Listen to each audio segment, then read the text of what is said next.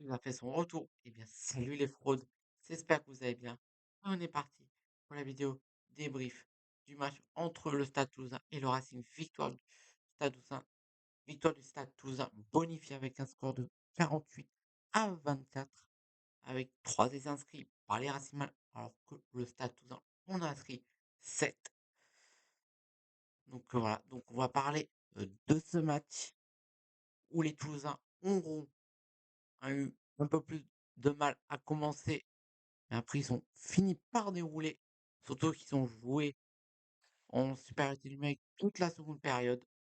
Avec ce carton rouge donné au Racing. Bien sûr, on va en parler de cette faute. Mais avant, n'hésitez pas à liker, partager, abonner, ça fait tout plaisir. Merci à tous ceux qui étaient présents sur live. On a vécu ce match, je l'ai commenté. Donc voilà, on est de plus en plus nombreux sur les lives et de plus en plus nombreux sur la chaîne. Donc n'hésitez pas à vous abonner sur cette vidéo et à liker. Voilà, donc on va commencer par la première mi-temps où les 10 premières minutes ont été compliquées pour les Toulousains, où ils n'avaient pas de ballon, où les Racimales ont dominé. Mais malheureusement, les Racimales ont eu beau dominer les 10 premières minutes, rien à faire, la défense toulousaine a tenu. Après, bien sûr, les Toulousains qui ont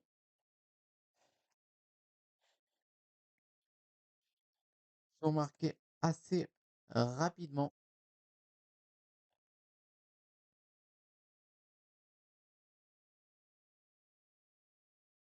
Les Toulousains qui ont marqué assez rapidement dans ce match.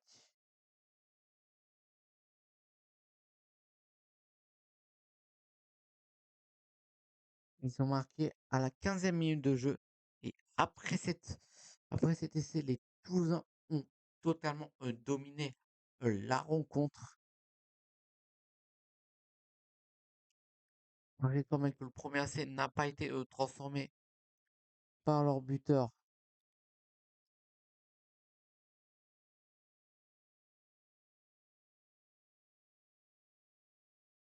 Ouais. Malgré quand même que l'essai n'ait pas été transformé par Romain Tamac. En plus, on va bien sûr parler de cette particularité. Le retour d'Antoine Dupont, bien sûr, en seconde période, mais c'était aussi le dernier match de Jonathan Akik de Pita.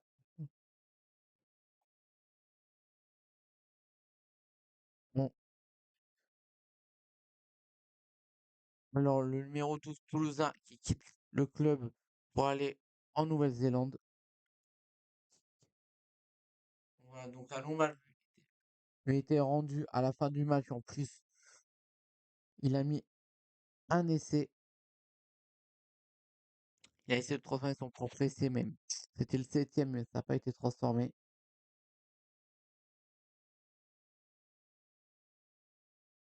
Mais franchement, très bon match de la part des Toulousains.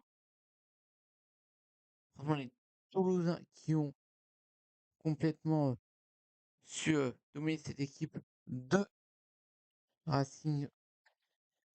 En plus, ils marquent un essai à la mi-temps. À la mi-temps, il y a 15-3.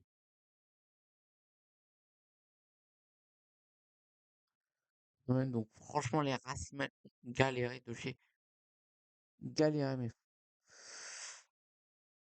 surtout, cette faute. On va en parler tout de suite, mais cette faute.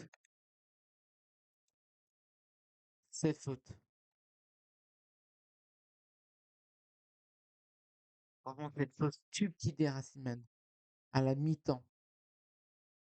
Le joueur, le joueur du Racing qui vient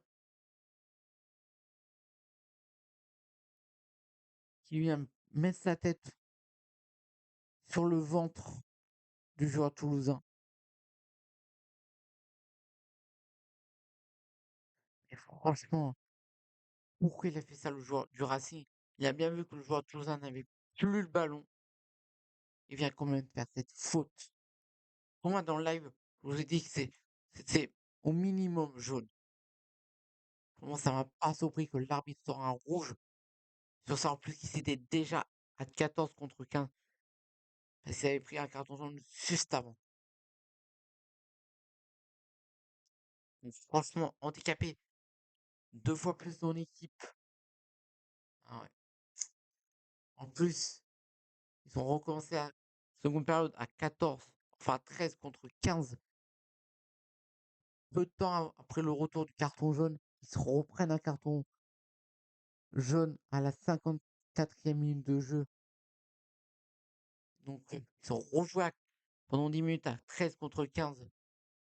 Bien sûr que Toulouse a déroulé. Franchement, faire une faute stupide comme ça. Heureusement que c'était pas. Là, Karl Monquin, bah, c'est le Racing, c'est pas, c'est pas Toulon qui a fait cette fois, mais si ça avait été Toulon, putain, j'aurais pété un câble. Alors là, on pourrait être en couleur, les supporters du Racing, là, sur ce joueur-là, de faire une faute comme ça. On verra combien de temps il sera suspendu, mais ouais, ça risque d'être assez compliqué pour lui, là. Ah ouais. En plus,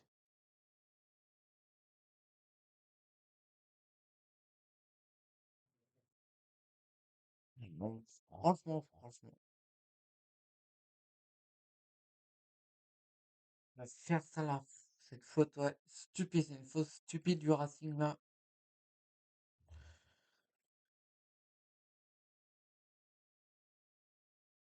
Ouais. Même si je trouve que le Racing, on va montrer un peu ce que vous en avez pensé du match, mais le Racing,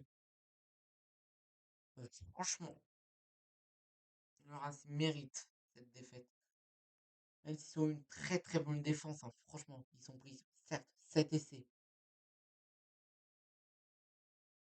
Après, ils ont donné, hein. Ils arrivaient à récupérer. Ils se sont sauvés plusieurs fois des situations, mais ne suffit pas s'il faut. Si tu tues pas le stade, tout ça, c'est eux qui te tuent, hein.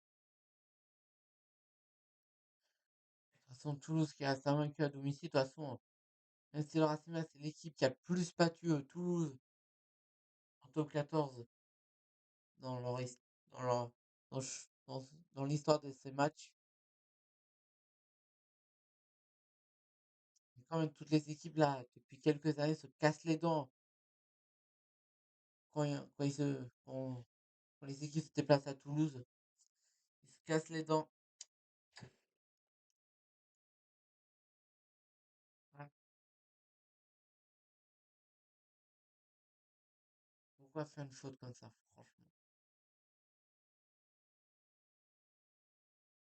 Vraiment, en plus, Toulouse qui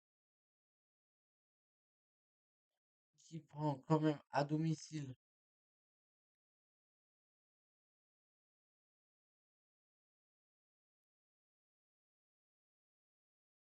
Ils ont, Toulouse à domicile, ils ont pris 5 bonus.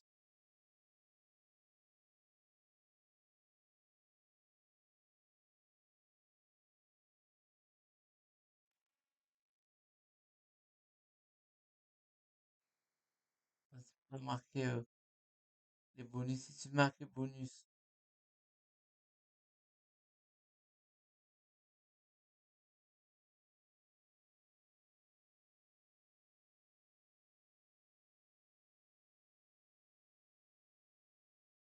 ils ont pris 7, 6, 6 offensifs et soit les 6 offensifs, c'est qu'à domicile.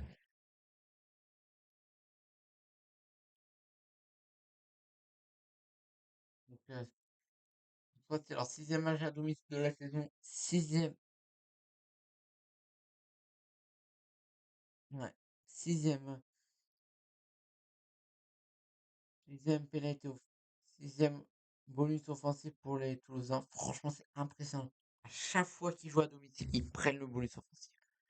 Franchement, c'est le stade impressionnant. Franchement, le stade toulousain est juste monstrueux cette saison. Certes, ils ont un peu plus de mal à l'extérieur mais à domicile.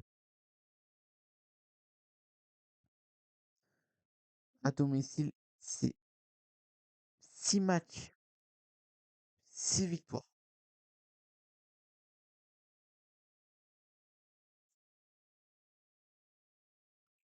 Alors qu'à l'extérieur,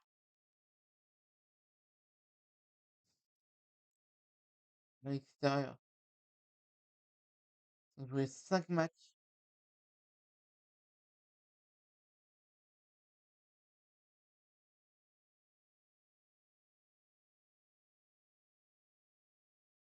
ils ont joué 5 matchs, ils en ont gagné 2 et perdu 3.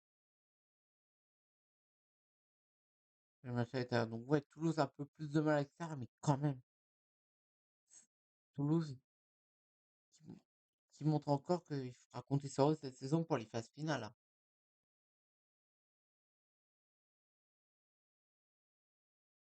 Donc franchement,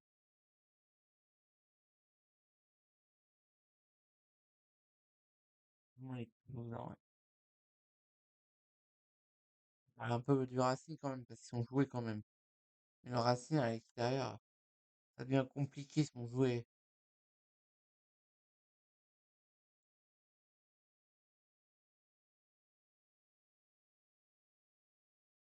Ils ont joué 6 matchs, une seule victoire et 5 défaites à l'extérieur. Donc ouais, donc on espérait voir une victoire. On espérait voir une victoire du Racing pour nous ouvrir une porte pour que les Toulonnais puissent rêver d'une première place à la fin de la 12e journée. Mais non, mais non. Après Toulouse qui a eu une bonne défense. Ils ont été bons, ils ont été bons, franchement. Ouais, ils ont été bons.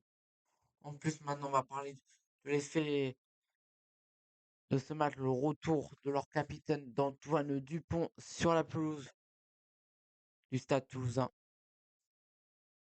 En plus, Antoine Dupont qui a eu des très très belles actions sur les minutes qu'il a joué. En plus, il est passeur décisif pour le 6e essai, si je m'en souviens bien, Toulousain. Après, c'est pas pris en photo, mais moi, il y a un essai, c'est mitigé, je crois que c'est le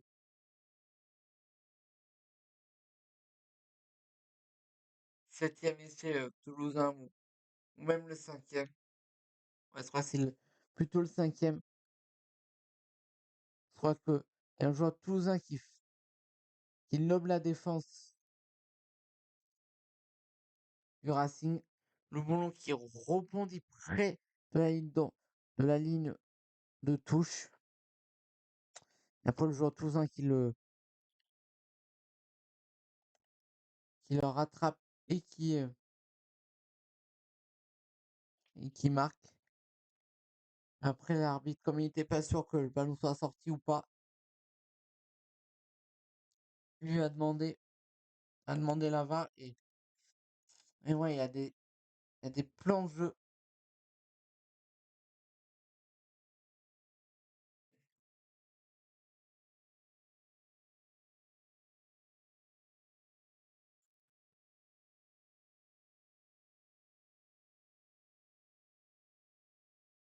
Et l'essai de Capozzo qui est pour moi limite. Est-ce qu'il y a essai ou pas? C'est pas l'image pour que vous en jugez. Mais pour moi, il y a des angles où le ballon touche la ligne de touche et des angles où il y a la pression, où il touche pas. Et l'arbitre, pour lui, il avait pas vraiment d'image claire comme quoi le ballon allait toucher la ligne de touche. Donc, il a accordé l'essai. Pour moi, là, je peux pas vraiment en vouloir à l'arbitre de cette décision. Ça, c'est vraiment limite, limite. Là, après, le Racing qui a quand même, on revient un peu sur le Racing qui a quand même réussi à marquer 3 essais. En- surtout, en plus les 3 essais. Ils étaient en infériorité numérique. Ils étaient à 14 contre 15. Donc chapeau d'avoir tenu tête quand même aux Toulousains, malgré que la victoire était déjà actée depuis un moment. Surtout même en fin de match, ils sont poussés pour aller chercher ce troisième essai. En plus, ils ont réussi une seule fois à supprimer le bonus offensif, même si derrière Toulouse qui remarque pour reprendre le bonus offensif. Mais franchement, très bon match. Pour moi, ils sont très bien joués, mais bon, ils se sont, je pense que c'est ce carton rouge qui a été un peu le tournant, même si pour moi, Toulouse a repris, a vraiment rentré dans ce match l'heure de la 15e minute, leur premier essai. Pour moi, c'est là. Ils n'ont pas fait douter assez longtemps le Stade Toulousain. Le but, c'est de faire douter. Si tu les fais jamais douter, ils vont petit à petit monter en puissance dans le match. Et voilà, c'était inscrit. 48 points marqués.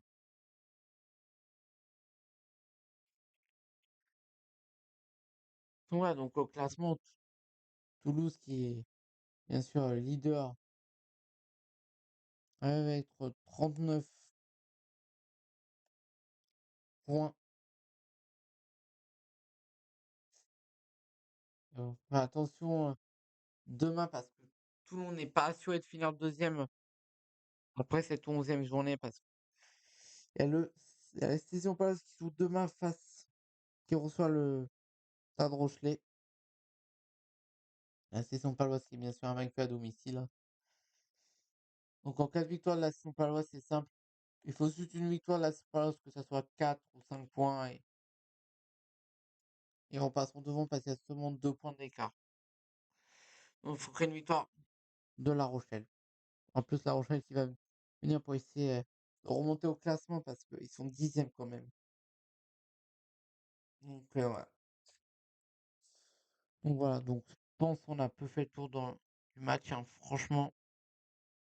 Donc voilà, franchement, on a fait le tour. Donc n'hésitez pas à liker, partager et à vous abonner. On se retrouve demain pour bien sûr ce match section par le Stade Rochelet. Et puis, je vous fait. De gros bisous, vous allez les gars. Et allez pareil, y allez Toulon. Bye bye.